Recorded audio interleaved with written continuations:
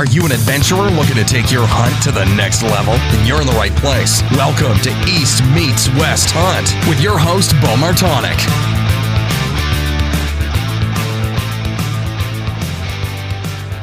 Hey everyone, welcome back to another episode of the East Meets West Hunt podcast presented by onX. So today I want to talk a little bit about onX and something that you should definitely be doing periodically with your onX waypoints.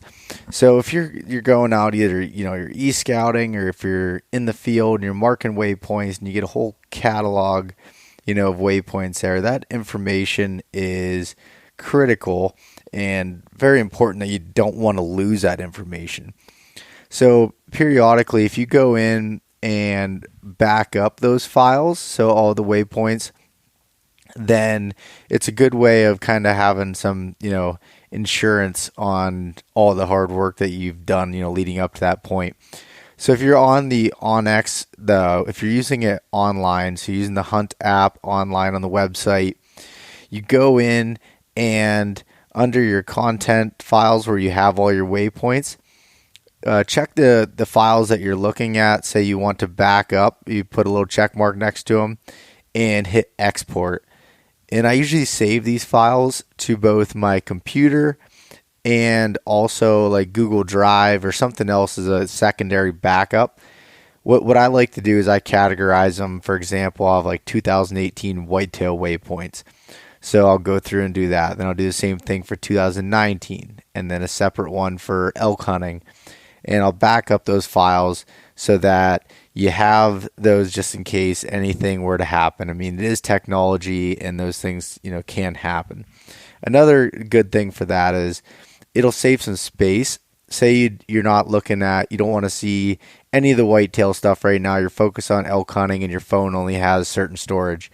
You can delete those waypoints right off your phone, save that space and speed up the app a little bit, and then put them back on by importing those files, once the season comes in.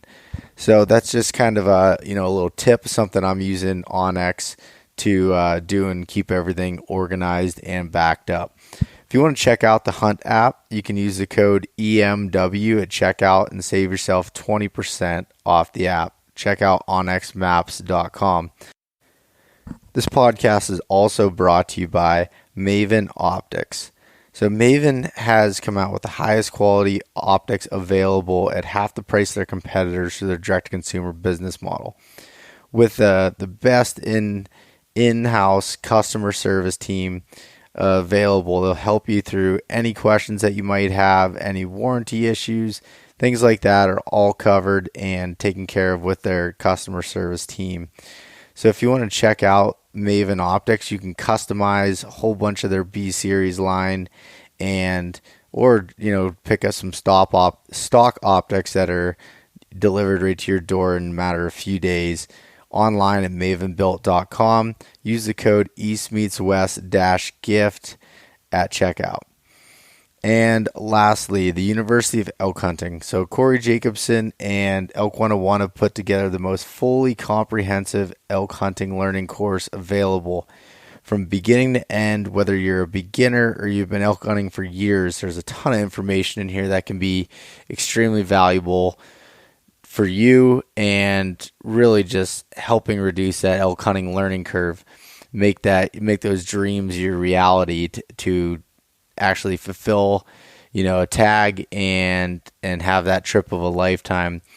So also wanted to bring up that Corey and Elk 101 are going on, or actually in process right now, of Destination Elk V2. So it's their second version, their second year of going through day by day video series on YouTube to be able to help everyone just as far as like with what they're doing each day on the elk hunt and some of the reasons for their decisions they're making. Just a lot of valuable information, which that'll drop this November. So keep an eye out for that. If you're interested in the Elk 101 University of Elk Hunting, you can save 20% by using the code EastMeetsWest at checkout.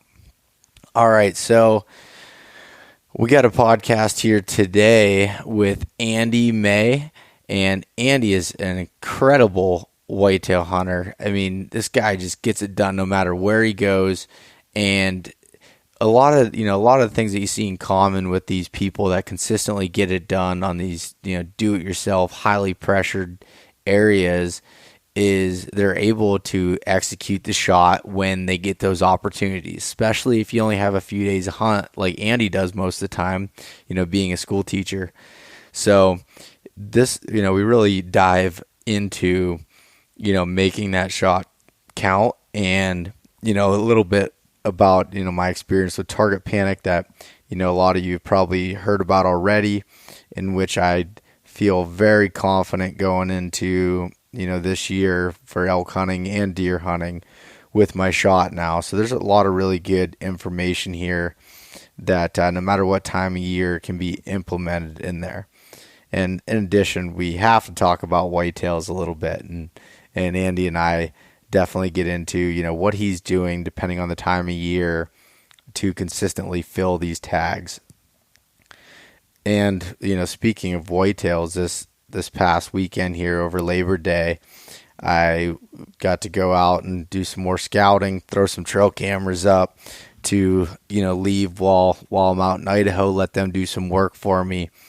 And it's looking good. Some of these areas I'm going into, it's not completely saturated with acorns, which is actually a pretty good thing. There's a lot of the red oaks are dropping already here, it seems like, which is kind of early, so that'll be interested to see how that that plays out. But I got some cameras set up for that. Really looking forward to this season and seeing what's going to show up in some of these new areas on trail camera, and more importantly, how the hunt is going to go. I'll be hunting all through October, November after work, and whenever I can, weekends, whenever I get some time.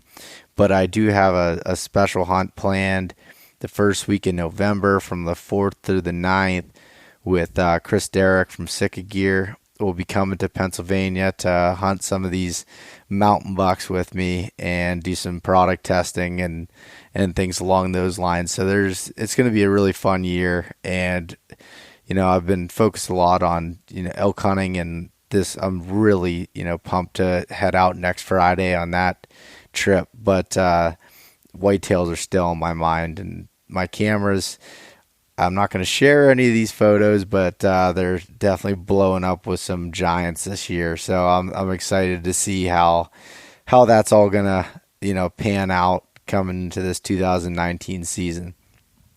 And just the last thing I wanted to note, if you're looking to order any of the East Meets West apparel online on the website, any orders over $30, I'm throwing in a free koozie with it. You can check all the hats and shirts out, as well as the new line of Nalgene bottles that I have on there. Completely leak-proof, drop-proof containers that are just awesome for, either mixing up, some of the Mountain Ops supplements or just drinking water out of, whatever it is. It's really good. Really, the bottles turned out great, I guess is what I'm trying to say. So check all that stuff out online. And if you get the order in here in the next week, I'll get it shipped out right away. Once I'm on the elk hunting trip, there's going to be a little bit of delay in orders there. But so go over to the website and check that out at eastmeetswesthunt.com/shop. All right, let's jump right into this podcast here with Andy May. All right, we're live. Andy May, what's going on, man? Not much, Bo. How are you, buddy? Yeah, I can't complain. And I always start out by saying what the weather's like, and it's pretty nice out today in Pennsylvania, so I can't complain at all. Yeah, same here. Hot and sunny, and the rain's subsided a little bit, and trying to get some good scouting in over the next couple weeks. It's crazy. I don't know if it's like this around you. I'm in an area that has a decent amount of ag land, but I mean, I would say 80 to 90% of the fields around here did not get planted this year, which is, nothing I've ever witnessed. So it'll be kind of different come hunting season. Yeah, it's funny you say that because I was at an event recently, BHA's Muster in the Mountains, and there were some people that came from Michigan, and they said driving all the way through Ohio and Pennsylvania and everything else, and they said you could count on one hand how many fields were planted that you could see. It was crazy. Yeah, it's pretty wild, and I'm sure it's rough on a lot of those farmers, and it's going to definitely impact, some of my hunting areas, for the good or the bad. I think, maybe a couple spots it might even be beneficial because I'm going to be able to narrow down where those deer are feeding a little easier, Yeah. No, that's true. But it's like I said, it's just wild that I feel bad for the farmers themselves because one of the guy I was talking to last night on the podcast, he's like, yeah, I started by kind of bitching about my food plots, and then he goes, then I'm like, wait, this is for a hobby of mine, and there's guys and girls that are doing it for a living with farming, and that's terrible. Yeah, I can't imagine that stress, or it's like probably, it could be a full year of income that they may not be getting. And I don't know, hopefully some of them got some crops in and some insurance that helps out with that, but I don't really know how that all works. Yeah, no, I have no idea. But you were just saying like how you're out scouting a little bit today and everything. So what's your scouting look like at this time of the year, which at the time of recording this is the end of June, middle of summer here? Yeah. Well, I try to do the meat of my scouting, postseason, mainly right around the time that snow melts. That's my favorite time. And that's probably where I get my most effective time of scouting in. And I hit it hard then. But it always seems like I don't get quite the amount in that I would like to. So today I was, hitting some areas that I hadn't, in the spring, and just looking for the usual, looking for some old, maybe some rut sign and some bedding and that kind of thing. But it's just so hard this time of year, especially with the amount of moisture we've had. Everything's so thick. So I also I stopped by. There's a couple properties around here in southern Michigan that I have like knock on door permission to hunt, and a couple of those spots are, I'll go in and do some trimming on some of the tree stands and stuff like that, and just kind of some of that stuff. But yeah, it's not my favorite time of the year to be out there, but I'll take it when I can get it. Nowadays I'm so busy. Yeah, no, that's true. The summer is definitely the least favorite for me too. I can't say I hate being out there during it, but I dislike it. I like it less than any of the other times, as far as it's just so thick you can't see anything, and a lot you can see some of the sign, but a lot of it's kind of covered up with the foliage and the grass is growing, and just once it gets into even towards the end of summer, I dislike it even more because of all the spider webs. I do not like spiders.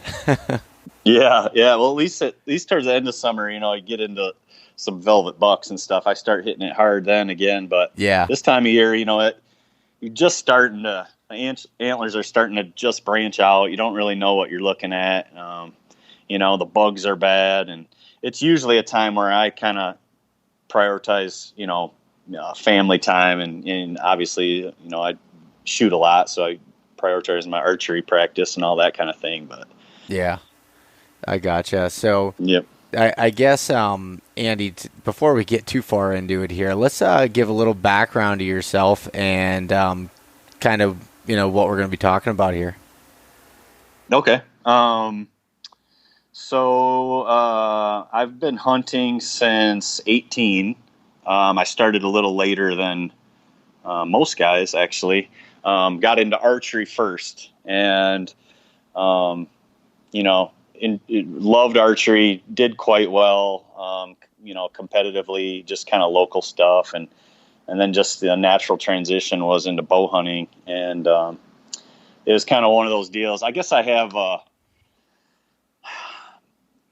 the more I learn about myself, I have a bit of an obsessive personality, but it's only about certain things, and it's usually things that I'm passionate about. And it didn't take long, that first season, and I was just hooked with bow hunting.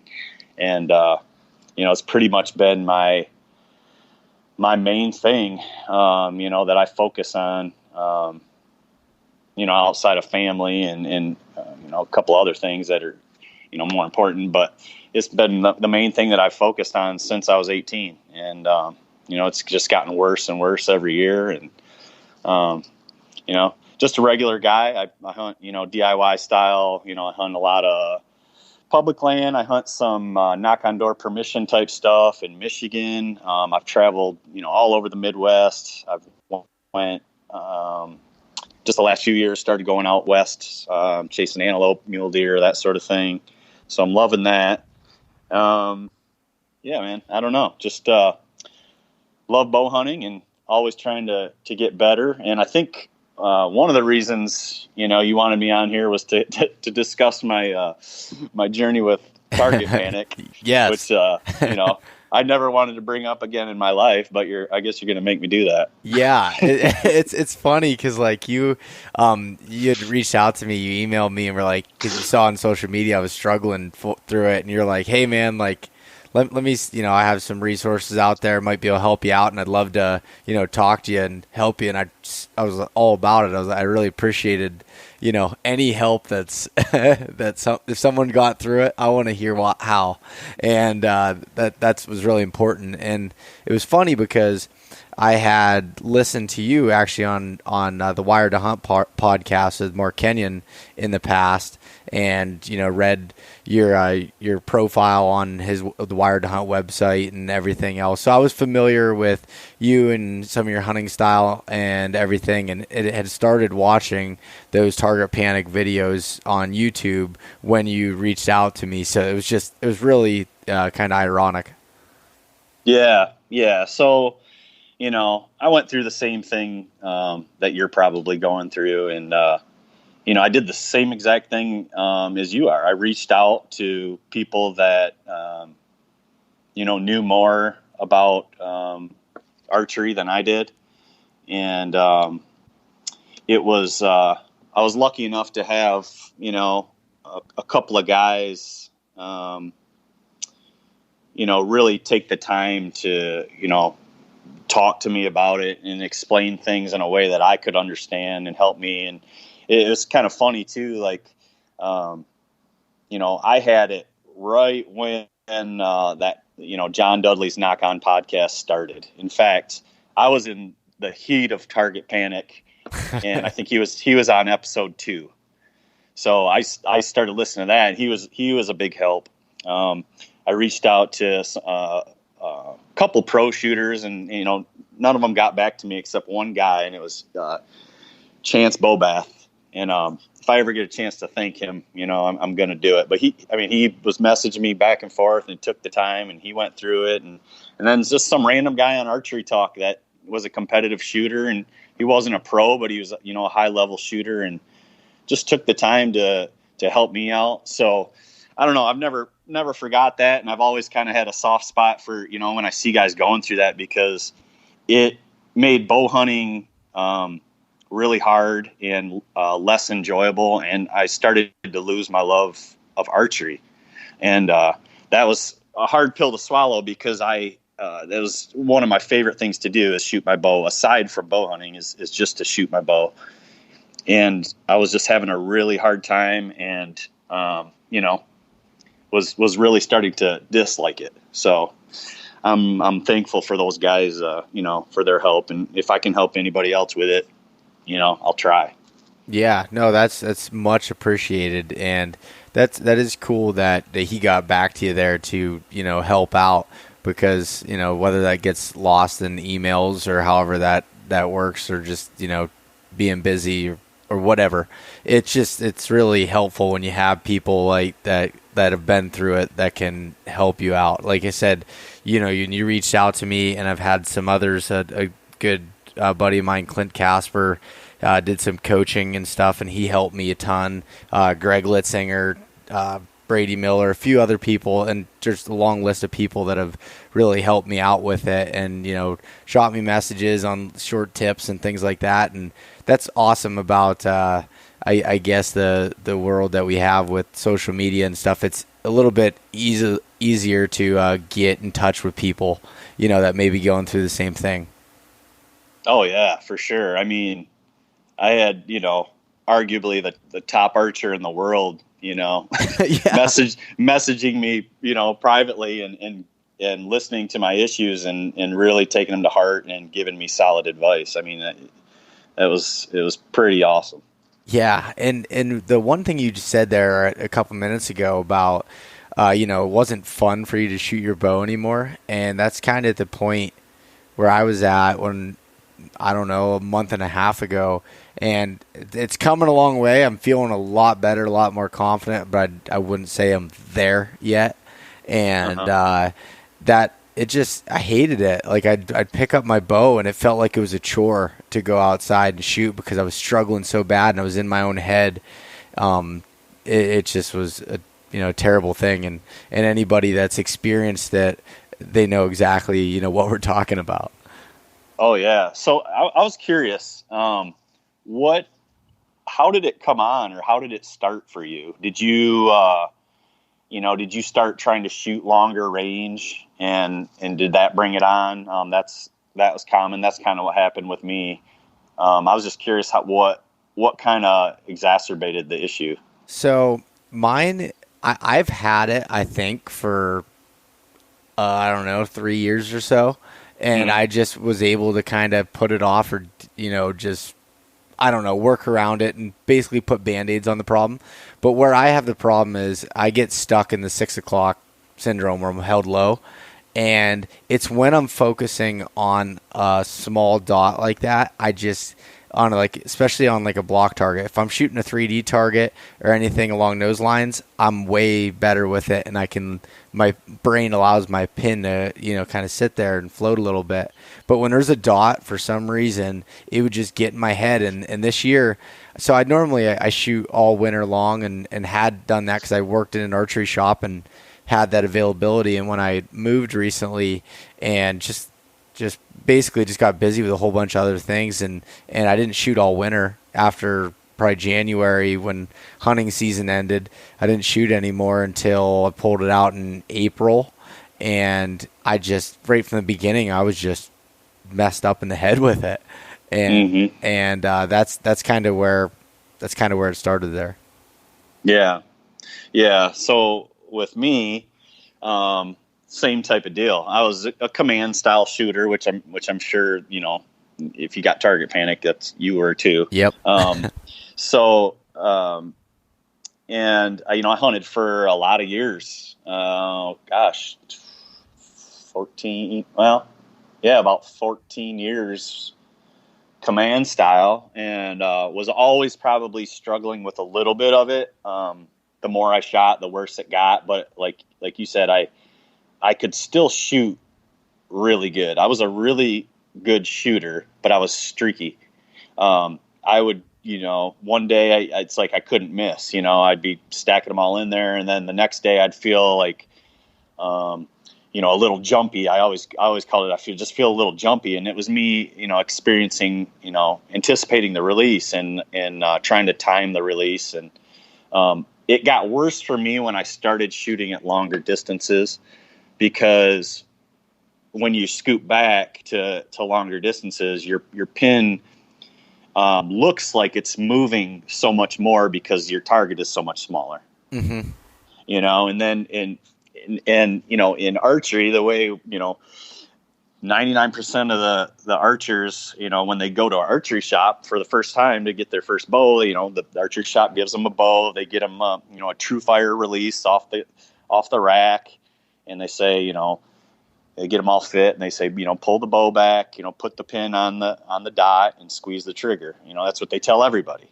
Yep. At least that's what they used to do. And, so that's what I did. That's what I thought was the right way to shoot. And, most of the people out there think that that's the right way to shoot. And, so that's what I did. And when, that pin movement, at longer distances appeared to be so dramatic.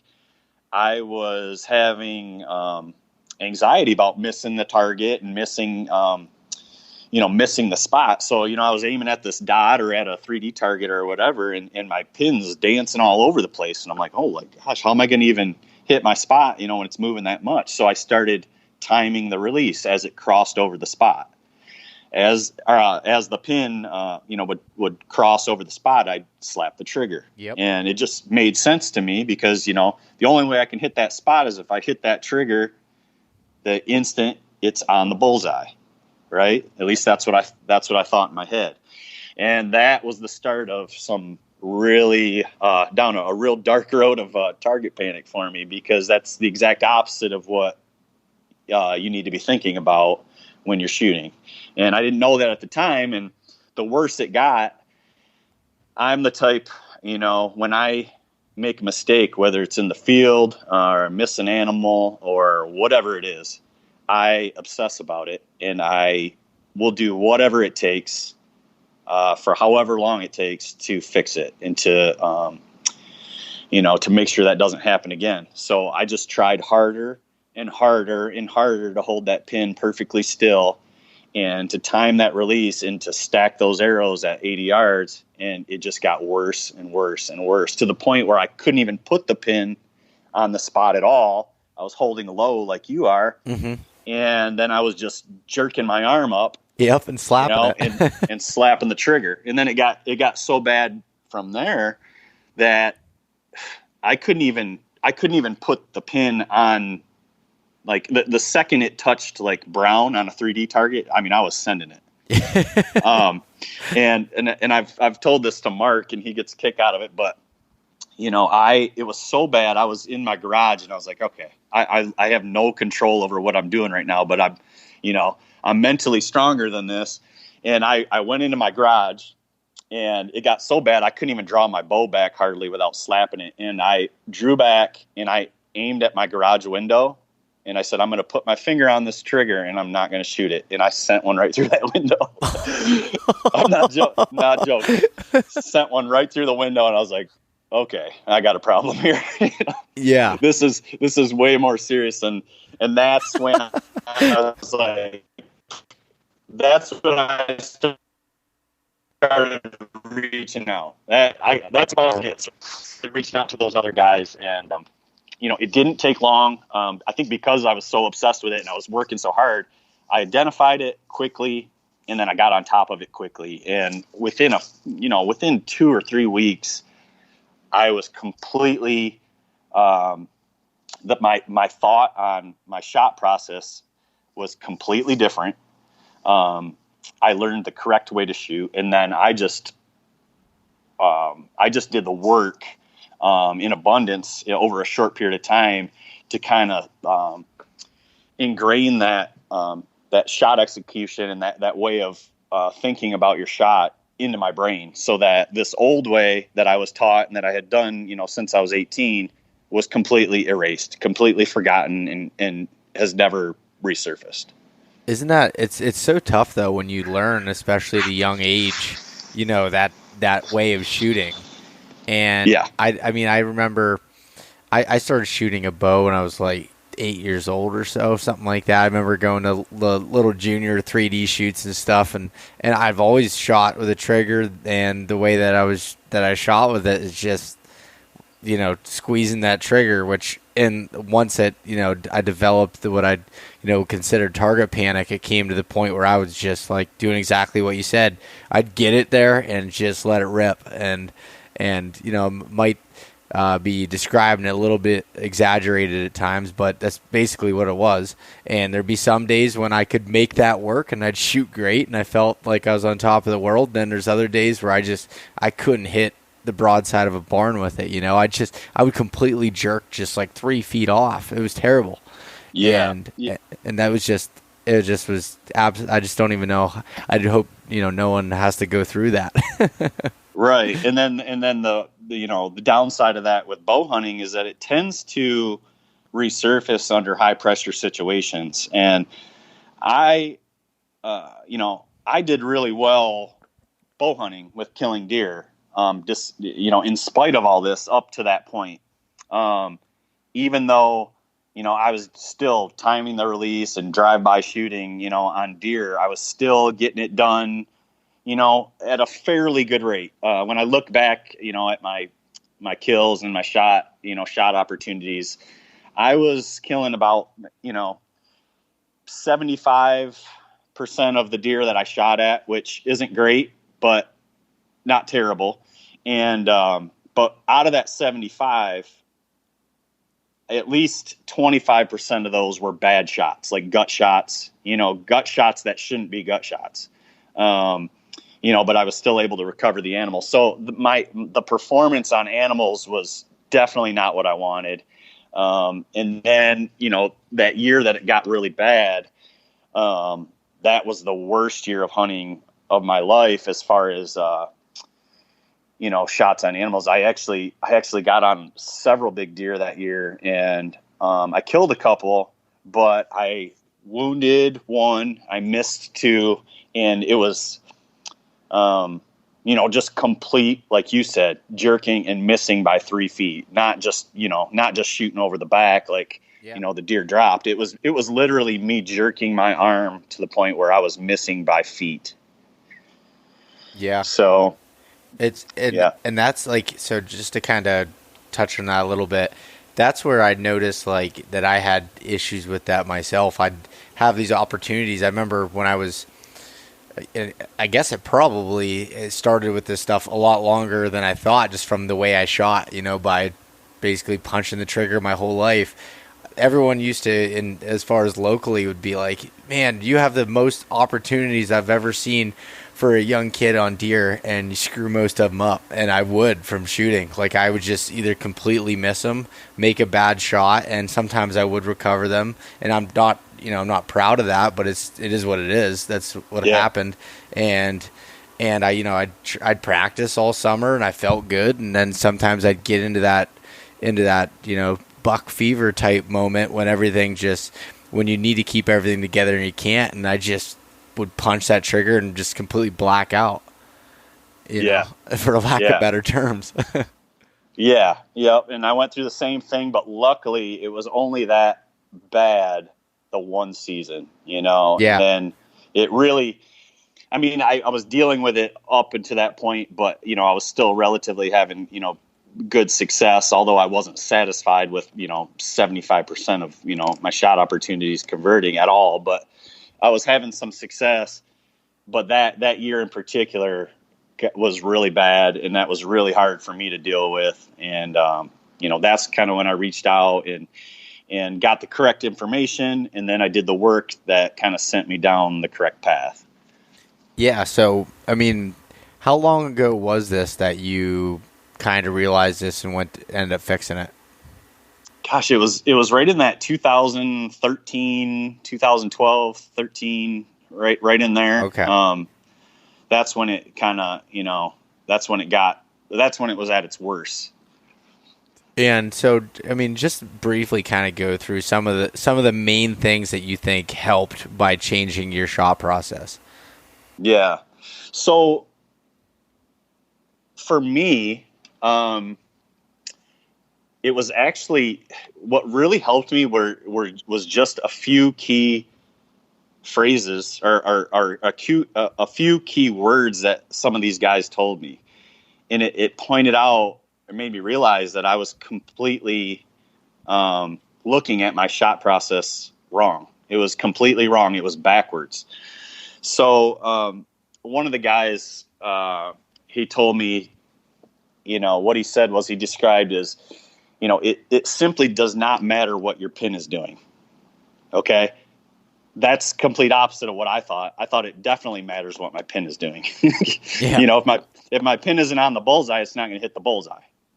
So I had to accept that I was doing it wrong and commit to learn the correct way. And what he told me was, it simply does not matter what your pin is doing. And he described it as this. He said, your brain has a pre-downloaded app from Google that whatever you stare at, that pin constantly recenters itself and comes back to that point. Okay. Mm-hmm. So he said, everybody has a moving pin. Even the top archers in the world, their pin moves. Now theirs moves less than, your average guy, but it still moves. And as long as you're looking at that spot, that pin is constantly coming back. And if your shot breaks anywhere in that time frame when your pin is floating around that target, it's going to hit the mark. Okay. Now you might not, hit the 12 ring every time, but you're going to hit the 10, or your group size is going to be much tighter than when you are trying to time the release and do the drive-by shooting. Mm-hmm. So that was the first thing. And the second thing he told me, he goes, if you're starting your shot process, which means, for me, it was squeezing the trigger. If you're starting it and then stopping it and then starting it and stopping it, if you're going back and forth in your shot process, that's bad. That's not the way it should be happening. Once you start your shot process, it continues to run until it's finished, no matter what your pin's doing. Okay. Yep. So, it kind of shifts that from like a command style timing the release type shot execution to an unanticipated shot execution where you allow your pin to move. You don't try to control your pin. You let it move. You let it float. Because if it's floating, that's good. That means you're not controlling it. You're actually not trying to hold it. You're just letting it float. And if you're letting it float and you're staring at your spot, it's constantly coming back to center. Okay? So that was the first step. I just needed to accept that pin float. And then I needed to be able to just run my shot execution smoothly from start to finish without starting, stopping. And the way I did that was I started shooting with like a back tension pull through method. Okay. So I completely eliminated the process of squeezing the trigger. What I did was I loaded the trigger. Well, first of all, I got a quality release. We can get into that. I was using a junk release, but I would preload the trigger with my finger and let the pin float on the spot. Just let it float. And then when I was ready, when I wanted the shot to go off, I started my shot execution, which consisted of building pressure with my back muscles and my rhomboids, pulling straight back. And basically, I use a thumb release, but I can do this with any release. But basically, I'm dragging my finger into the trigger as opposed to squeezing my finger into the trigger. I'm actually building pressure until it breaks clean. And that's the big thing that you got to accept is you're letting that pin move, you're letting that pin float, and you're running your shot execution separate from that. And as long as that shot execution runs smooth from start to finish, once it starts, it's going to go. It's going. You're not going to stop. And it's going to go in a short window, and it's going to be unanticipated. You're not going to know exactly when it's going to go off, but it's going to go right where you're staring because your pin is constantly coming back to center. So for me, it was just accepting that. It was kind of almost the opposite of what I was taught and what most people are taught. And then it was just, up to me to do the work of drilling that shot execution into my brain so that it was all I knew. And like I said, I spent a couple weeks, but I probably shot, I don't know, a couple thousand shots, with blind bailing, and I was doing these aiming drills that were recommended to me. And I just did the work, and I got on top of it really quickly, and I've never looked back, man. It's just been solidified in my subconscious ever since. And, I started loving archery again. My accuracy and consistency, just got so much better. Especially my consistency. I went from being a streaky shooter where I could shoot lights out one day, decent the next day. And then the next day I was, I had target panic and I was like kind of all over the place. And then I'd have to quit early because I knew, I was in trouble. Well, now it's like I shoot lights out, or, if I'm not on top of, on my A game, I'm just shooting pretty damn good. You know, Yeah. there's no bad days. There's no even mediocre days. It's just always really solid. And that's, you know, that's not me being arrogant or anything. It just really has helped me to the point where that's kind of how I feel, you know, I'm able to shoot and perform regularly using this, you know, this type of shot method. So I have a few questions and comments with that. So when you're saying about letting your pin float, are you doing anything specific, like a circle or a figure eight, or what? Or is there any sort of method to your madness there? No. So if you're trying to do something, that means you're controlling the pin. Okay. So all you need to really think about is what helped me in the beginning was I told myself, let go of the pin, let it go. And then all of a sudden this pin that was kind of dancing around because I was constantly trying to move it and control it. All of a sudden it stopped moving so quickly and so dramatically. And it kind of just sat there and it was moving, but it was like a slow kind of float coming back, you know, it'd go up a little, down a little, left, but it was always just kind of right there. And by me, you know, telling myself, let it go, you know, I relaxed my shoulders, I relaxed my bow hand, and tried to, you know, eliminate like all the muscle involvement of me trying to control the pin, and I just let it be, just let it do what it wanted to do. And, you know, that's one of the things that I think, you know, a lot of guys that are trying to beat target panic might miss that key part of just letting go of your pin. You don't want to control it. It's the opposite of what you think you should be doing. Yeah, no, that's so tough. Like, I mean, for me personally, in my head to let that happen, and I can tell when I'm really like focusing on the pin and not letting it float, because my left shoulder will start to tense up and go up towards my neck, and it starts getting sore right there. And then that's when I know that I'm not relaxed, and I'm trying so hard to hold that pin steady. And that was like one of the biggest things, was trying to learn to let it float, and I'm still in the process of it. Like yesterday I felt absolutely great. Like I was smiling when I was walking back to the house with my bow, because I was doing that. And the other thing was also not the start and stop. So I tell myself in my head, I just repeat pull, pull, pull at a steady. I have to say that in my head, and that helps me be able to pull through it. And as I'm saying it, all of a sudden it breaks. And that's such a good feeling. I never understood it until I've been starting to experience that part of it.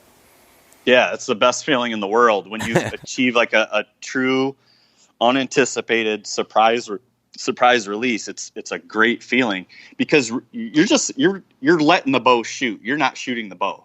You're just letting it shoot. You're just letting you're staring at your spot, letting that bow just kind of, you know, recenter itself, that pin recenter itself, and you're just applying pressure until that bow just fires. You know what I mean? And I think if we can just accept the fact that, you know, the more we try to impart, you know, like muscle involvement and control over this, you know, over this bow, this machine, the less accurate we're going to be. The bow is accurate. We just got to let it shoot. So one of the things that really helped me with just accepting pin float, because I couldn't before, you know, when I had target panic, you know, anytime that would float off the target, I'd try to bring it back and slap the trigger.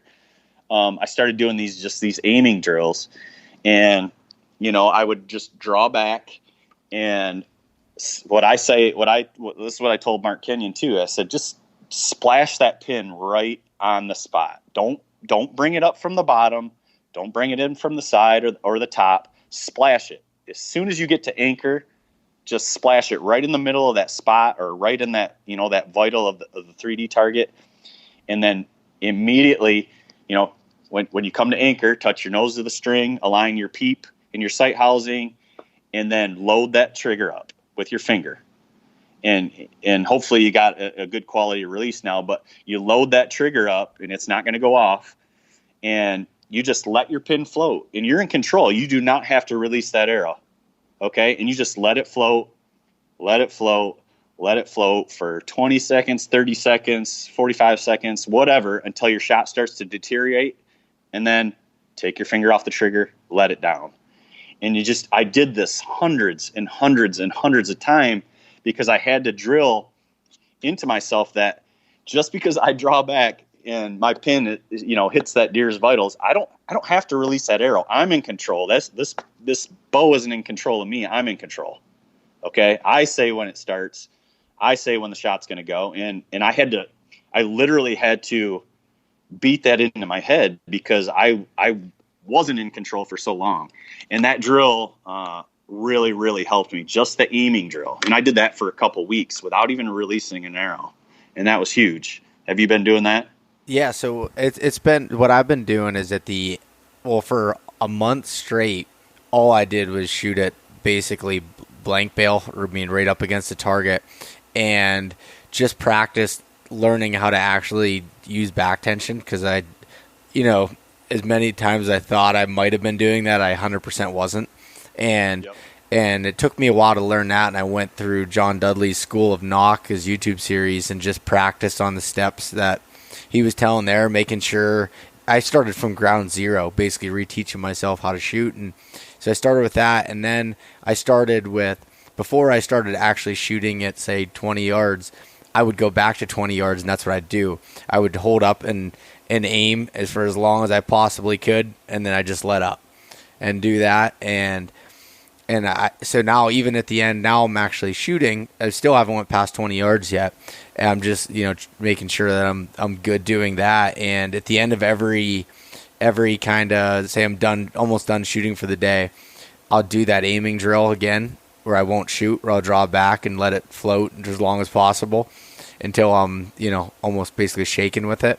And then I'll walk back up to the target and shoot 3 arrows at, blank, just right up against the target, just to get that, as I'm done for the day, get those really good releases and just practice on doing that. So that's what I've been doing up to this point. Yeah. And I did the same thing. I did the aiming drills in conjunction with the close range blind bailing, where I, took the sight off my bow. I got it at 5 yards. I put a bag target right in my living room, and hundreds of them at night. I put my daughter down for bed, and I would just slam that bag target over and over and over. That was the advice I was given, and that's what I did. And I did it to the point of nauseum, and I think that's why I overcame it so quickly. Because I just beat that into my subconscious, where it just became what I did. It just became, this is the way I shoot my bow now. And I told myself, never, ever again am I going to, move my thumb during a shot. I'm just not going to do it. This is the way I shoot. And I've never fallen back into it since that time. And another thing I did is I actually bought a hinge, and I think that helped me. That made things easier, because you can't really punch a hinge. I mean, you can make it go, fast and time it, but by eliminating the trigger mechanism in the release, it basically just cut off that avenue for me, and all I could really do is just wait on the hinge to go. So that was a big one too, that I think, helped me kind of get through it so quickly. But what type of release are you using, or what'd you switch to? I switched to a back tension. It's a True Ball. I can't remember the exact one, but it has a safety on it. And Sweet Spot? The Sweet Spot, that's it. Yeah. So I switched to one of those. I borrowed one from someone at first to try it out, and I liked it. I'd never shot any sort of back tension or hinge release in my life before. And I shoot a thumb button normally. I have a Scott Sigma that I use. And so I switched to that, and that's all I've been shooting with. So I guess the question I was going to ask you is, how are you setting that tension on there, whether that's with your thumb button or with, a back tension release? Are you setting it where it's heavy, it's tough to go through, or are you setting it kind of hot? Or does that matter on hunting versus target? Yeah. So when I was going through these drills initially, I set it really heavy, because I really wanted to emphasize that pull through motion. And one of the characteristics of releases that tend to cause target panic is a really light trigger, and the other one is a trigger that has travel. So if you have one of those like little hair triggers that you just kind of lay your finger on and it goes, I mean, throw that in the trash. You know what I mean? Or if you got one of those true fires where you have to squeeze, Yep. squeeze, you know, they're garbage. That's you know, what I used to use, the true fires. same here. Yeah. I mean, that's it's like, you know, it's what causes, you know, the cancer that we're calling target panic. And, you know, so what you really need is you need a release that has a trigger that has no travel, and a trigger that you can set the tension to heavy, you know, and you can eventually move it to lighter. But initially I set it real heavy, and I would just pull until it broke. And I really wanted to just drill that in to my subconscious, that pull through motion. And that was a lot easier to do with a heavy trigger. Now, as the anticipation and the anxiety kind of went away, what I noticed was, okay, you know, when I started practicing, you know, at further distance and shooting on animals and stuff like that, that heavier trigger in a hunting situation and even in practice too, I would pull, and then it would actually increase pin movement because I was pulling so hard. I had to pull so hard because the trigger was so heavy. So then I started gradually lightening it up, and it doesn't change the travel. There's still no travel. The release, you know, you want one of those releases that just breaks clean like glass, like a really nice rifle trigger. So I just lightened up the tension, where now it's to the point where, you know, when I'm drawing on an animal and I set the pin on the vitals and I'm just letting that pin float, and when I decide it's time to go, I say the same thing. I'm just pull, and it goes. And it doesn't take that real high tension to make the release fire, or that real hard pull through. It's just kind of more of a gradual, gentle, and then it goes. Okay. Does that make sense? Yeah, no, that makes complete sense. That's what I was wondering, because like when I set it real heavy at first, it was like when I started actually shooting at the target, man, I felt like I was shaking so hard trying to get it to go sometimes. And so I did lighten it up a little bit. It's still decently heavy, but not ridiculous. And also when I switched, so I went through a few releases when I worked at an archery shop. Then I started like, okay, maybe this true fire isn't for me 100%. I don't like that travel. I shot a spot hog. Oh man, I can't think of it, but it's a trigger release, but it just breaks, you know, and you can set the tension on it. And I'd wrap my finger around it, and that helped. That definitely helped for a little bit, but I still wasn't letting the pin float, and I think that's where my problem was in all that. And then I got the Scott Sigma, and shooting a thumb trigger for the first time was kind of like starting all over, it felt like, for me at least. And it took me to an actual, like, I had to commit to it because I'd get like frustrated and I'd switch back to my trigger, and that wasn't helping me any. So after a season, like a summer of not really giving it a chance, I said, this was then moving to last year, I said, I'm shooting this thumb button and that's it. And that's all I shot. But I still wasn't activating it, I guess, the correct way.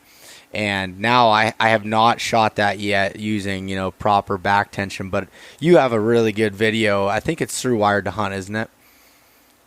On YouTube? Yeah. Last year, you know, Mark was kind of dealing with some of the same issues that you're dealing with now. Maybe just not quite as well, you're kind of coming out of it. His didn't get quite as bad, but he noticed some things were coming up, and, you know, they were kind of signs that, you know, target panic was creeping up on him. So we started working together and kind of changed the way, you know, he looked at his shot process, and we filmed those videos hoping that they, you know, might help some other guys out there. Yeah, and they definitely did. I mean, what was great was in those videos, I really highly recommend people to check them out after this podcast. But as far as you can see what we're talking about, like you show, you know, where you're putting your hands on, like as far as you shoot all the different releases and show how you're activating them, with back tension. And the thumb button was the one I was really, keying in on for me personally, was watching how you were doing that. Because there's a bunch of different methods that I've been told how to do it, as far as, rotating the hand and letting pressure off the ring finger and just a whole bunch of different things. And the way you're kind of doing it, you kind of want to explain a little bit. You did a little bit ago, but just explain exactly, like with a thumb button trigger, how you're activating that the way that you are. Yeah. So basically, my process is I draw back, I come to anchor, and I, consciously relax my shoulders, my bow hand, and then I touch my nose to the string. I center my peep and my sight housing, and then I just let that pin float. When I decide it's time to shoot, when I decide it's time to activate that shot execution, my thumb is already loaded on the trigger. It's preloaded, not heavy. I'm not wrapping it around. I just kind of set it on there, relaxed. I don't want any like muscle tension or anything. And then what I do is I basically just start building pressure by pulling straight back.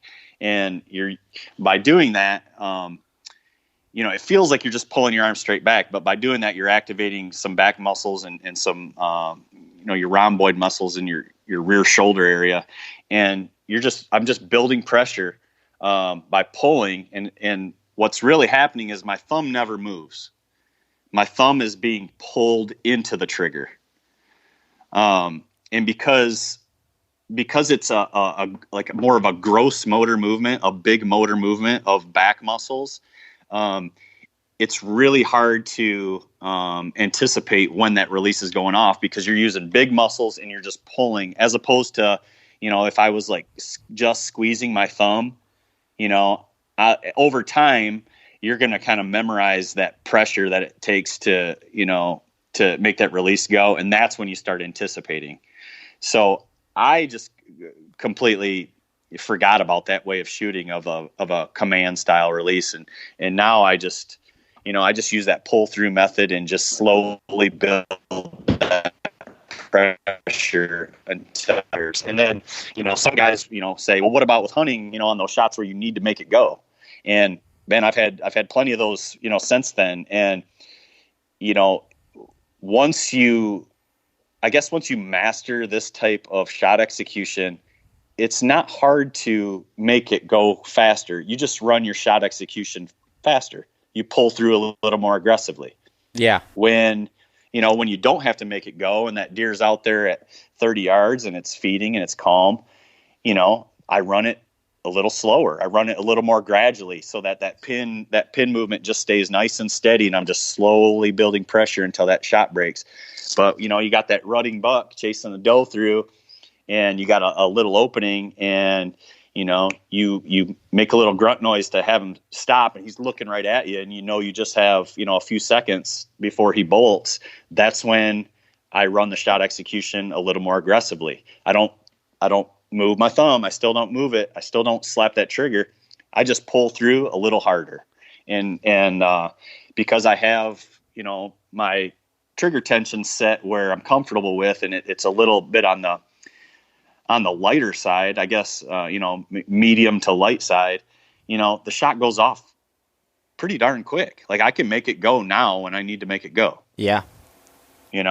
Yeah, no, that makes sense. And okay, so here comes another thing I'm thinking of, and as you're saying these things, when I got that Scott Sigma, it had a small barrel on it, or the what you're putting your thumb on, and I was wrapping my whole thumb around it, and I was like, this is too small. So I actually had someone who works at a machine shop build me a bigger one, and I put it on to wrap my thumb around it. Now I can see that I could have done, if I was shooting correctly and shooting the way that you're kind of talking about there, that it wouldn't have mattered. Like that small one would have been just fine, because you're just putting your pressure, your thumb on it as you're pulling through. It's not necessarily trying to make it fit inside the deep part of your thumb. No. So guys do it either way. You just got to find what you're comfortable with. I want the least amount of muscle involvement in my shot process as possible. I just shoot better that way. Mm-hmm. And that includes in my release hand. So my release hand, other than my index, middle, and ring finger are, wrapped around, the handle of the release. Other than those three fingers that are, flexed and holding the release, the rest of my hand is like, it's soft. There's no tension there. And I just lay that thumb right on there, relaxed. Tense, if I wrap it around, that means I'm using some muscle there in my thumb muscle to hold that there. And I just try to eliminate as much of my involvement in the shot process as possible. Okay. No, that makes sense. And so when you're pulling through, you're not moving any other parts of your fingers. Those are staying there. It's all with the back muscles and how you're pulling through. It's just it's just a pull through motion. Now, I will say this. Once you, I don't even know if I want to say this because it might give people the wrong impression, but I'll say it. Once you kind of master this type of shot execution where there's no anticipation and there's no timing and there's no anxiety, you can, just like a sniper, squeeze the trigger fast when it's on the spot. It's slowly build pressure. It's a slow, steady squeeze until that really nice rifle trigger breaks.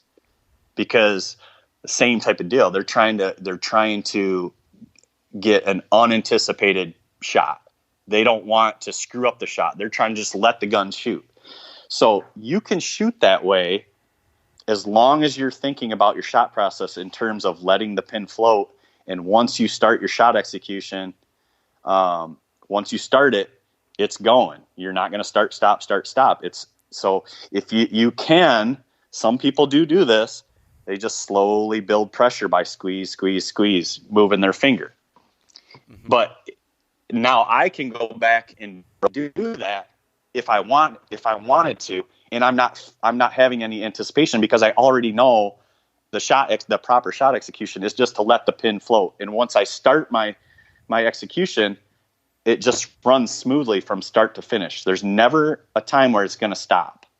Okay, once I decide, so you can. There's some guys out there that can do that, but I'll say this: most of the time, when you start to execute the shot with a finger movement, like a slow, steady squeeze, a lot of those guys will fall back into some of the target panic issues because that is more of a command style release, and you're using, your thumb to move or your index finger to trigger, to move and trigger the release. And those are really, those are small motor muscles and really sensitive fingers. And, they can sense pressure a lot more than that, a pull through motion where you're just dragging your thumb into the trigger. I don't know if that makes sense. Yeah, no, it definitely does. I just wanted, I've heard it, a couple different ways of it, and you explained it exactly how I was hoping that you would, and help clarify that a little bit. So yeah, there's a couple other shot executions too. So, with going back to the thumb trigger, you got to think of it in terms it's always unanticipated. Okay, that's the goal. The goal isn't necessarily to pull through. The goal is to achieve an unanticipated surprise release. So some guys, target guys mostly, they'll use something called the yield method, which is where they draw back and they got a thumb button. They load the trigger up just like, we've been talking about. And then what they do is they start to relax the hand. Mm-hmm. Okay. Instead of pulling through, they're just kind of holding static and they're more relaxing the hand. And what that does is when you relax your hand, the small muscles in your hand elongate slightly and it pulls that trigger into your thumb. Okay. Yep. But they're still achieving that unanticipated release. Okay. They're just doing it they're not doing it by pulling through aggressively. It's more of a static relaxation method. Yep. Okay. That was the other way that I had heard, and some people would tell me they were activating, a thumb button that way, and just was interested in. And from the sounds of it, though, if you're executing the right, shot process and not doing the start and stop, and you're pulling through that, some of those minor details like that are more preferences as long as you're doing the rest of it the correct way and executing it the way that you're talking about. Exactly. And I think the pull through method is, I think it's kind of easier for your average guy to grasp. The relaxation method is, I think, a little higher level, probably more suited for target archery. I mean, you can definitely hunt like that. And I can shoot like that, and I can shoot like that accurately, but I feel much better on game having a more kind of aggressive, or I won't even call it aggressive, but more of a pull through shot execution. To me, it's just, I don't know, it's more repeatable under pressure, because sometimes that relaxation method, when the anxiety is high and you got to you got a big buck, at 25 yards, and, we're all relaxed and we're all perfectly calm shooting in the backyard in the summer in flip flops. But when you got a big buck at 25 yards and you're up in a tree stand and you're tilted slightly, like, you got muscles activated that you don't even know. And it's a little harder to achieve that, or it's a little harder to execute that relaxation method, at least for me, in that type of situation. If I was on flat ground, shooting a feed around or something, that's different. But when you're kind of up there and your balance isn't always perfect and your form isn't perfect because you're hanging out of a tree stand or a saddle, or you're on your knees spotting stock or something, I just do better with that pull through motion. And I think most guys tend to latch onto that one a little easier, and it's a little easier to learn. Yeah. And in reality, I mean, that's what we're, at least I'm sure 99% of the listeners of this podcast we're doing this to become better hunters and to be able to apply that to hunting, rather than just target archery. So I think that's a really good point, and I'm glad you kind of covered that. Yeah. Yep. Yeah. So it's something, like I said, I'm excited going through this. It's definitely been stressful, to relearn, it seems like, everything, but I'm ready to make shooting fun again and be more confident when I pull back and I put the pin on and I decide to execute the shot, that I know that my arrow is going to go where I want it to. And confidence is everything. Absolutely. And another a note about this way of shooting, it's a much more relaxing way to shoot, because you're kind of like relinquishing your control over the shot. Okay. You're relinquishing your control of the pin. You're accepting the fact that this pin's moving. It doesn't matter that it's moving. So I'm just going to run my shot execution. And I know as long as I make a good shot execution, my arrow's going to end up in a good spot. So I think if guys can focus on their shot execution, focus what's happening on their person, on their body, and running that perfect shot execution. Don't worry about the arrow. Don't worry about what your pin's doing. Just make a good shot. Make a shot that's, that's a 10 out of 10. And your arrow is going to find its mark. Okay. That's going to take care of itself. Focus on the shot execution and making that perfect, not hitting perfectly in the bullseye, because that'll come. Yeah. And I mean, and think about it. We only have so many opportunities in a year, sometimes only one or two, and making that count. I think we owe it to ourselves to do our due diligence, and learn this method. Because like I said, I struggled with it in the past, and when it came down to animals, and I'd have really good streaks like you did, and it could be, and felt like I was on top of the world with it, but I still wasn't doing it correctly, and it could break down at certain moments. I don't want that to happen. Yeah. And, like I used to do like these DIY profiles for Wired to Hunt, where I would kind of, I don't know, just kind of seek out maybe some of the better DIY type hunters, from across the country. And, this is when I look at hunters, there's usually three things that are keeping them from the success they want. It's usually like one or a combination of these two things, and one of them is shooting. And out of those DIY guys, like more times than not, those guys they execute when they get the opportunity.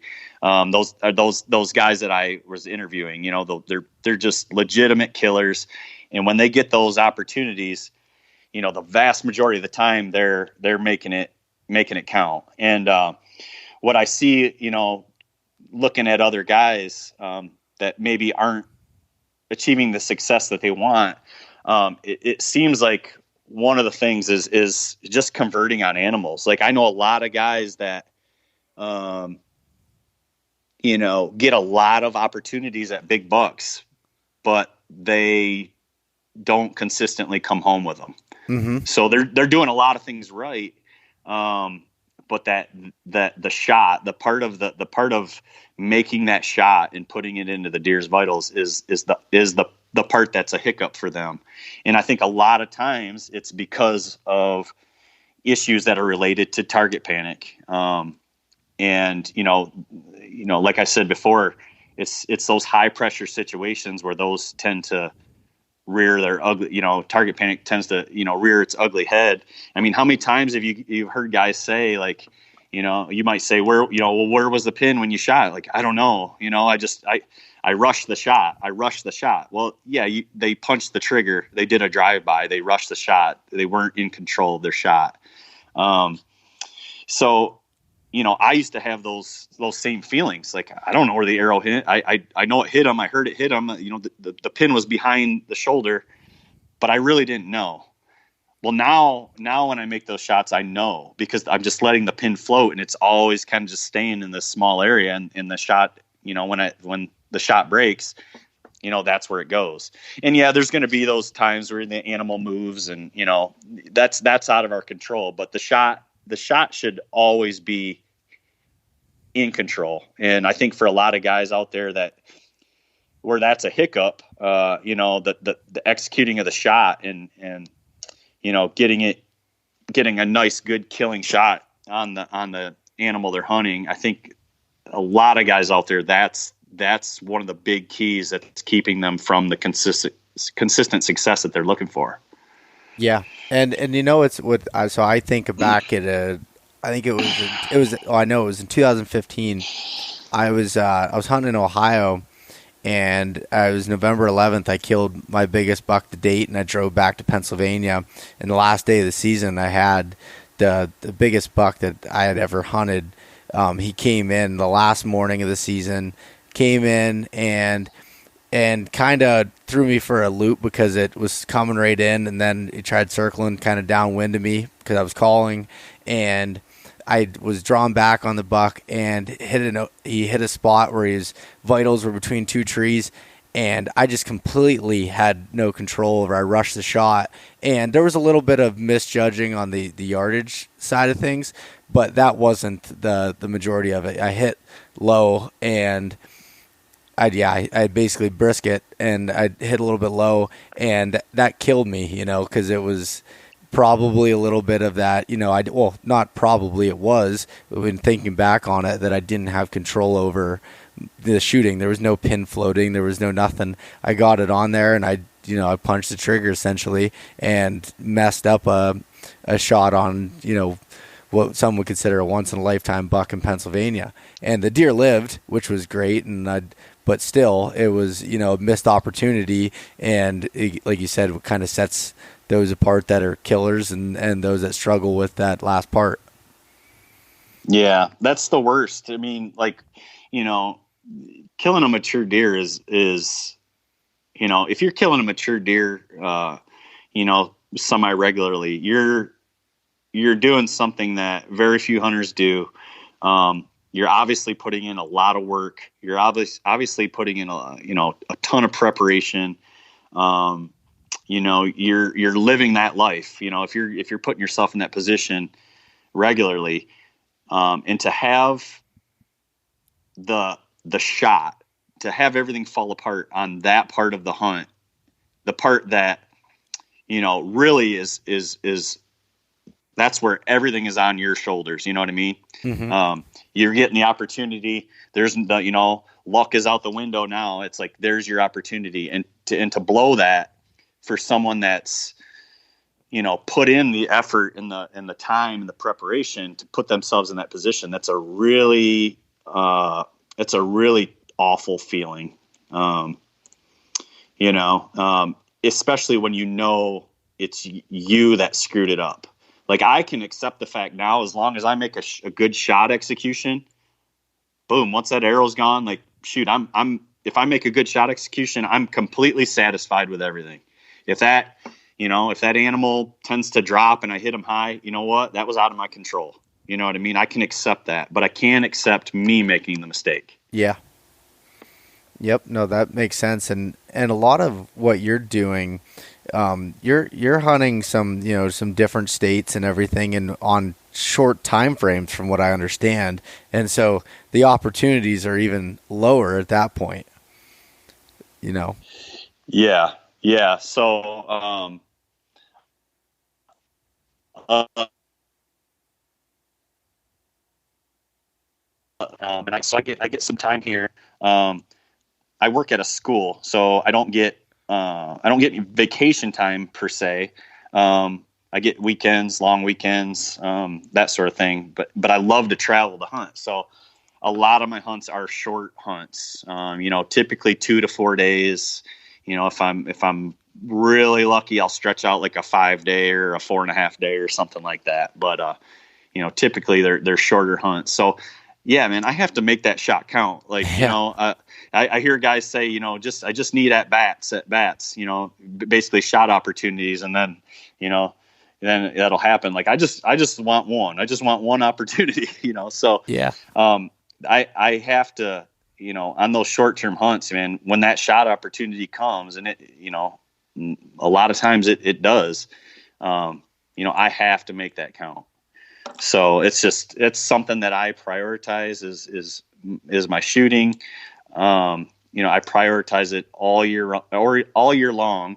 And it helps that I love archery. I love to shoot. It's not work for me. It's not really practice. It's just something I really enjoy doing anyway. So that's been helpful. But, it's funny because I know guys that don't shoot at all and pick their bow up, a couple weeks before season and they're killers. You know what I mean? Yeah. So that's just not me. And some people are like that. That's just not me. Now, if I was going to shoot, 20 yards and in, yeah, I could probably pull that off. But, I'm just constantly driven to try to test myself and get better in all aspects of hunting. So, it's just kind of the way my mind works. I'm just not very satisfied at sitting still, I enjoy the process of trying to improve in all areas of hunting. Yeah. I mean, and it's funny. I know people that are the same way, that are just straight killers that barely shoot before the season. But like you said, that's not me. And I guess I can't knock them because they are super successful with it, but that's 100% not me. I couldn't do that. One, from a skill level, I guess. And two, from the standpoint of, I love, like you said, I like to shoot. I like tinkering with stuff. I like to try to see, to be the best I can be with it. And sometimes do I overthink things? Yes. But I guess that's just the way my mind works as well. I become, somewhat, I don't know if obsessed is the right word, but, I'd really become focused on wanting to get better in all aspects of it, and usually dive deep into rabbit holes on those certain things here. So Andy, you were talking about, going out of state and doing these short, hunts that might be 2 to 4 days. How are you scouting these places ahead of time? Are these completely new areas, or how does that look for you? It's kind of all of the above. So yeah, I typically like to, get my feet on the ground and get familiar with an area. That's where I'm at my best with scouting. I'm okay cyber scouter, and I can pick out, some of the obvious stuff, but, I just think it's too easy to miss, the little intricacies of, a certain area or a property, just by cyber scouting alone. So I like to, if I can, get out there and do my thing and really learn, those areas best I can. And then, over time, it's like, I've done a ton of these types of hunts. So like over time, you just start to learn these areas, and you learn them so well that you're able to, revisit those, year to year. And, it just seems like, the hunting, obviously the better you learn an area, you start to be more effective, on that ground. So, I think it's just a lot of familiarity with the areas. And I'm always constantly adding new areas, because I like that aspect of it too, getting thrown into a new area and starting from scratch. So it's often, my season is often, going to some old familiar areas that have been proven, that I know well, and also throwing in some new areas, because I like that too. That just keeps me, I guess more like stimulated and keeps me sharp, and, I enjoy that part of it too. But it's hard to, the guys ask me, like, how do you consistently get it done on such a short time frame? It's kind of hard. It's kind of hard to answer that question. Like there's certain spots or certain states that I go to, and areas that I found that they're, like certain areas are effective, like certain times of the year. So like I have, some spots that I know from past experience are really good for mature deer early in the season. So I'm not going to that spot during the rut. I'm going there early. Mm-hmm. Then I have some other spots that are really good in that late October, early November time frame. So, I'll hit those spots, during that time frame when they're historically, when they have been really good for, mature deer movement, mature deer sightings, or when mature deer are just using that area in general, and then there's other areas that, it tends to be more in that, that second week of November, mid-November time frame. So I'm kind of timing these hunts in these areas because I've learned them so intimately. I'm timing them when they're most effective. I'm not going to go to those spots where, when the chances of me, shooting a mature deer there are low. I'm going to go when they're at their highest. So that's probably, that's been a big part of it, right there. And then, the other thing is just like, I think, being able to, on a short-term hunt, you have to like be able to quickly analyze the situation, right? Like you need to figure out what's going on in that area quickly on a short-term hunt and be able to adapt your strategy to make it work. And, that might mean, hunting from the ground. It might mean, you're in more of like a spot and stalk situation or still hunting, or it might be, you're thinking you're going there, on more of a rut hunt, and you checked out all these, funnels and doe bedding areas and stuff. And you get there and nothing's happening. Like the bucks aren't moving. So you got to be able to quickly identify that and then switch strategies to, okay, they're not cruising yet. I got to switch my tactics to hunting buck beds, and be able to quickly, figure that out and quickly analyze that situation, and then adapt to it. That's really important on a short-term hunt. Otherwise, if you got your spots all prepped for the rut, you go down there and the bucks aren't moving far from their bed. You're sitting all day in these rut funnels and nothing's coming through, and you just chalk it up to, okay, the deer aren't moving. You got to be able to figure that out pretty quickly. That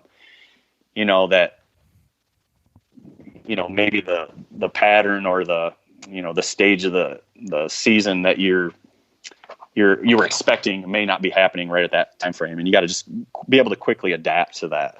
Yeah, I mean, it makes a lot of sense. I think of it whenever I go to Ohio. That's been kind of like my out-of-state destination that I've hunted for the last 6 years, and I know in Pennsylvania, it seems to take me, even though it's my home state and I know it better than ever, it takes me longer to kill a deer here. When I go to Ohio, I know I'm normally on a weekend time frame or something along those lines, or right when our season ends, because Pennsylvania, we close after the second weekend in November.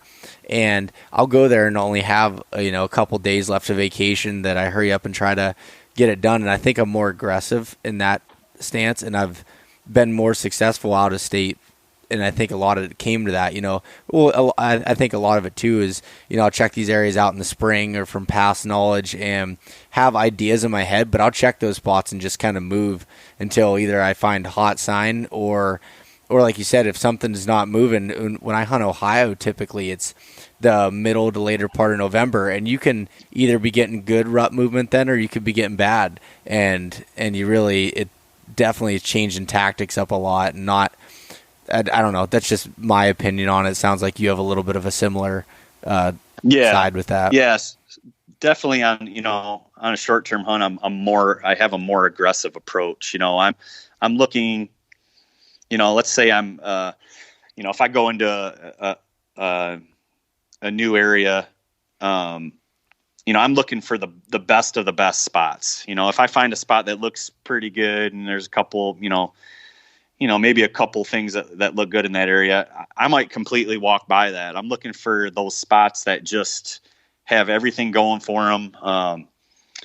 That just kind of, I don't know, you almost get like a feeling. I'm a big feel type hunter. I base a lot of my decisions on just my feeling, and what I've described this to people. I think when you've been at it for a long time and you kind of have a certain mindset, you try things and you make mistakes, right? We've all made tons and tons of mistakes, and over time, if you have that mindset of, I want to do better, I want to eliminate these mistakes, and I want to try something different to improve. I think over time, you kind of almost develop this instinct, right? You develop this instinct of the right decision that needs to be made in that situation. And it takes a long time to develop, but sometimes I've heard other hunters say this too. You just get this feeling that you should move, or you get this feeling that you shouldn't go any further, or you get this feeling that this is the right spot. Yeah. And I think all that is your brain is kind of recalling a lot of your past experiences of what has worked and what hasn't. And then it's kind of an instinctual feeling that you get. And I think over time, the more you learn to trust that, it tends to be right. I tend to make these decisions, and it seems like every year that goes by, my decisions are right more often. You know what I mean? My mistakes are less, and I'm making the right move more and more, which is leading to more and more consistent success, and I really trust that feeling and that instinctual, that gut feeling on those short-term hunts. And, I know what I'm looking for, and, I look for those spots that are just that give me that feeling. And it could be the abundance of sign. It could be just, covering a lot of ground till, I see a deer and I might have to, switch up tactics and say, okay, I'm not even gonna sit on a tree stand for this deer. I'm he's in a spot where I think I can sneak up and shoot him in his bed, or get within 40 yards and wait and hunt him from the ground when he gets out of, when he starts moving. So it's just these feelings of what the decision that where you have to make a decision of what's the right call. You know what I mean? And before, I used to go back and forth and like, oh, what do I do? What do I do? And now it's just like, whatever feels like is the decision that comes into my mind first, I just run with it. And more times than not, it seems like now it works out for me. Yeah. It's funny. I learned something like that, from my dad, and I remember a specific hunt. It was back in 2005. There was this buck at the time in Pennsylvania. I mean, now Pennsylvania is growing some bigger deer in older age class. At the time, this deer was, really one of a kind, and he figured it was living in this clear cut. It was thick, it was nasty, and he'd have pictures of it outside of it, that at nighttime on scrapes and everything. And he was hunting and wasn't having any luck. There was no trees to hunt inside the clear cut. So he goes, I just had a feeling he was in this area, and he went into the clear cut on the ground and hiked the logging roads and got aggressive with calling and grunting and kind of snapping sticks and pretend like he was a deer coming into that bedroom. And that buck got up out of his bed and came charging in and shot him at 10 yards off the ground that way. And it's kind of, something that it's not a lot of people would do anything like that, but it has worked out. And I've been trying to take those type of things from him and from others like yourself that have success with, kind of changing it up and moving a little bit. And I think that is definitely can play a role in it. And I'm sure with experience and everything, those things come to others, and not even just experience, but being able to recognize those things and be able to apply them.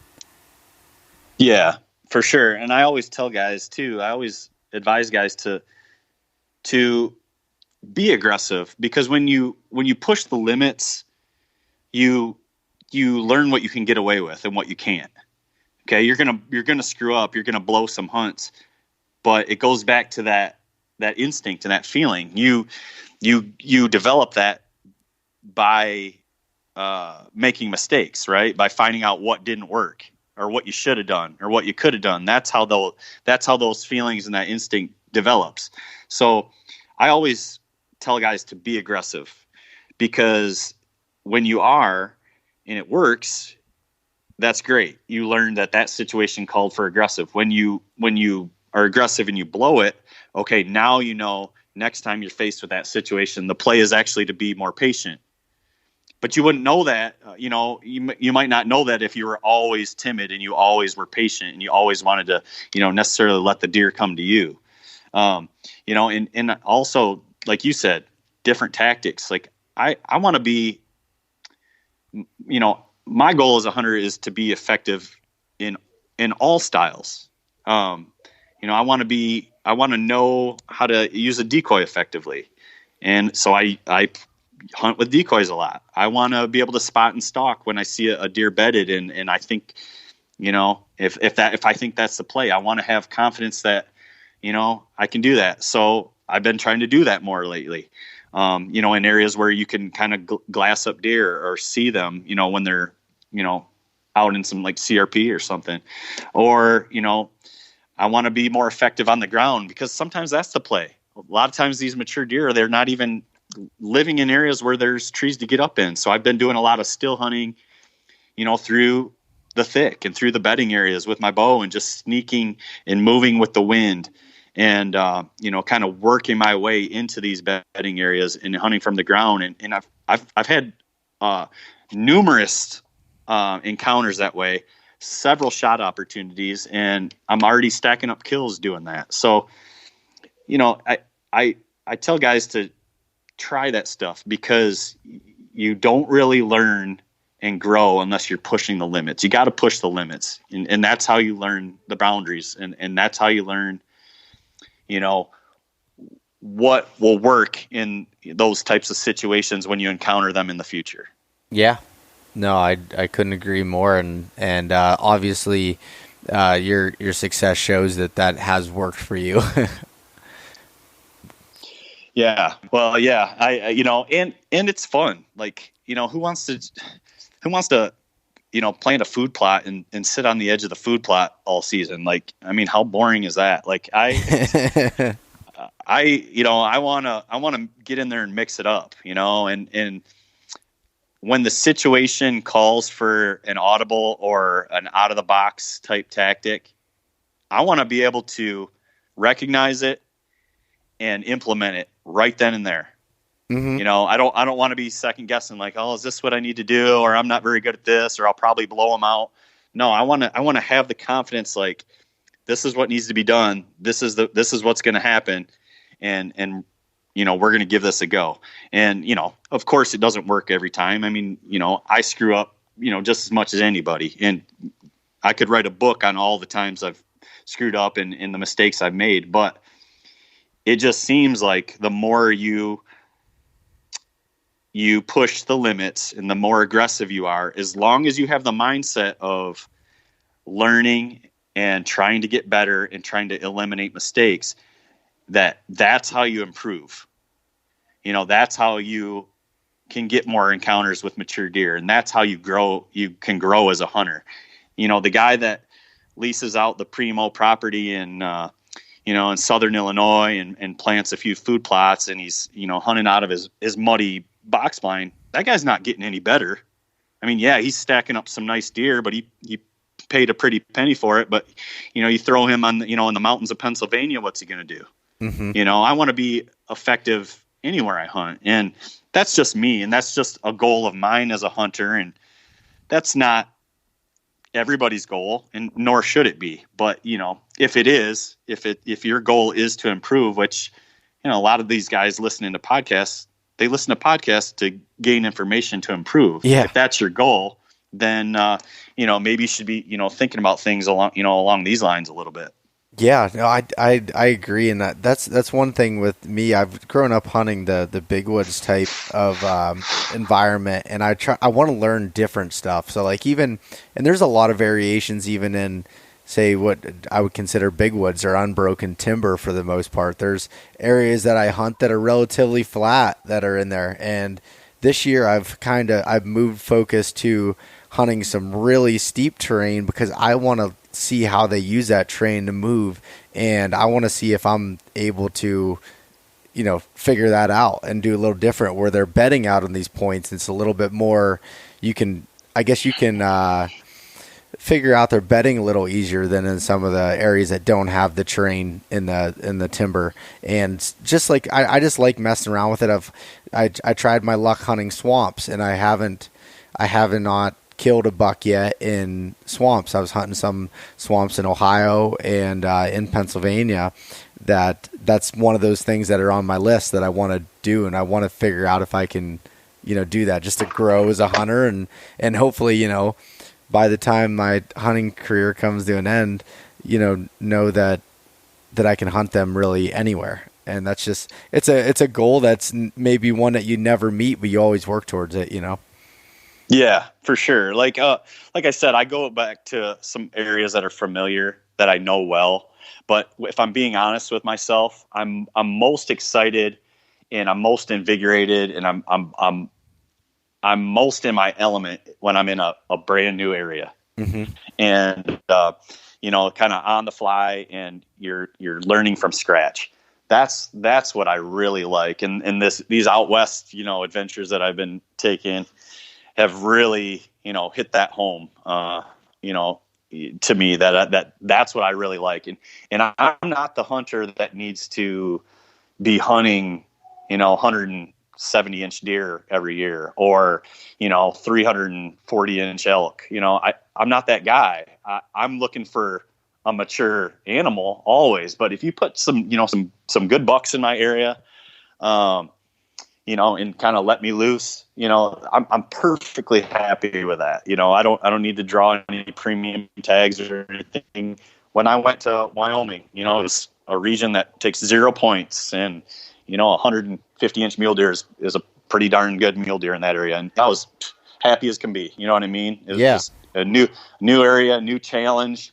Had to figure it out, and I had some luck. I killed, one of the biggest bucks we saw on the whole trip. So I don't need to be, hunting the biggest trophies in the world, but I'm with you. I want to be effective wherever I go. And ultimately I just want new experiences, keep testing myself. Yeah, and I think that's why I've been drawn to elk hunting so much, is because I have not been able to be successful in it, and it drives me nuts. Like I want to learn it so bad and want to get better at it, and the same thing with whitetails.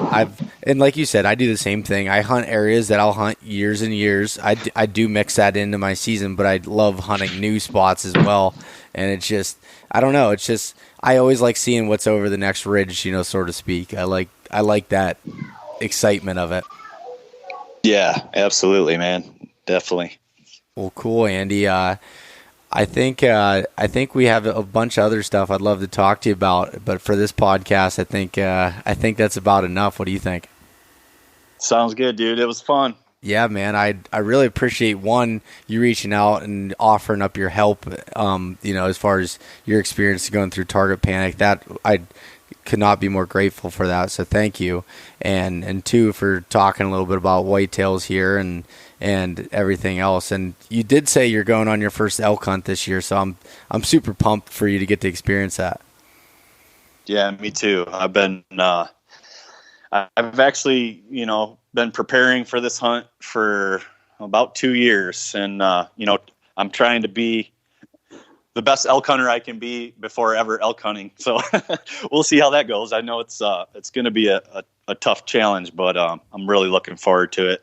And I also wanted to say too, like, if any of your listeners, like, I've had tons and tons of messages about target panic and things like that, of guys going through it. And I'm happy to help any of those guys, so they can, reach out to me on like Instagram. I don't get on Facebook a ton, but